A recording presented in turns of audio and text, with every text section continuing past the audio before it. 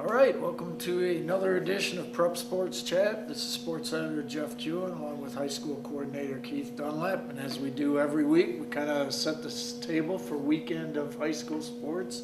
Should have done this outside today. That's why I got my golfing hat on. It's an Indian summer day today. And I hear through the Great Plains there's 30 inches of snow and 70-mile-an-hour winds. It's probably not far off, is it? I hope it does not come for the weekend of football because we're loaded this week with some good games, right? As always, second round of the playoffs, district final.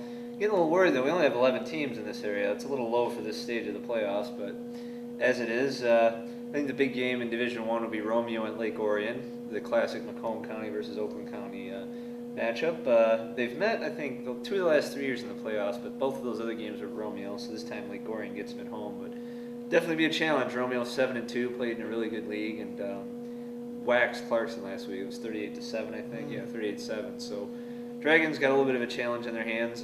2 intra-county games to watch. Birmingham Brother Rice at Lakeland in Division II. That should probably be the most hyped up event at Lakeland ever. That was their first home playoff game ever last week when they beat Avondale. Now they get mighty Brother Rice come a calling. And Division 7, Rochester Hills, Luther Northwest, and Red Oak Shrine. Two teams having dream seasons, both 10-0.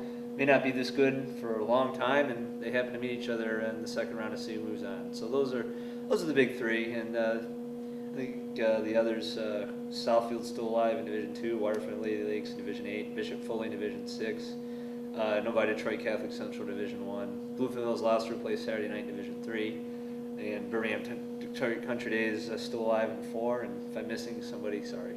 It's not necessarily the quantity as much as the quality. And do we have, in your mind, a team capable of going all the way? Best odds, in my opinion, would be whoever wins Shrine and Luther Northwest and Brother Rice. The problem with Brother Rice, if they can survive past a good Lakeland team, then they would run into Warren De La Salle next week. Right. And Brother Rice can beat De La Salle, but that would be a very tough game for them. De La Salle is undefeated and beat them in the regular season. So I would say those two right now are the likeliest bets unless Lake Orion can sort of break from tradition of the Macomb dominance over Oakland County and beat Romeo and beat a Macomb school next week to make a run. Right. Well, switching hats, no pun intended. We have volleyball district finals this weekend. Yeah, we got some. I don't think there are a whole lot of marquee matchups. The big matchup was Lakeland-Milford on Monday. That was the first round game. Other than that, I don't think there's next week will be, I think, a little more telling with regionals. I think you'll see some more heavyweight battles there in the regional semifinals on Tuesday. So. And recapping this past weekend with some state champions. Yeah, Auburn Hills Oakland Christian Division IV boys soccer champions. Finally, it's funny, Wayne Pearman, who's sort of been with all of that program, I think 25, 30 years as an assistant, a head coach. He's seen all the near misses, the 5 semifinal losses, and losing last year. He goes to me afterwards on the field. I can finally die now. I can finally.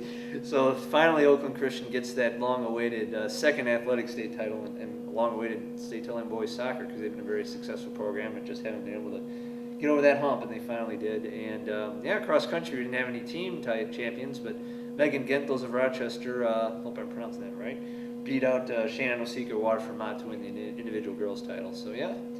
Now we're down to 2 sports and really getting into that transition period. You got some winter sports starting up. I think girls basketball practice starts this Monday, believe it or not. And so really starting to get into that transition period. Keith, I'd be remiss if we didn't mention Oakland County lost a pillar in sports this week. And just want to let you know that feedback on your column that you wrote in regards to Bill Glover, you touched a lot of hearts with what you had to say about him, as he did.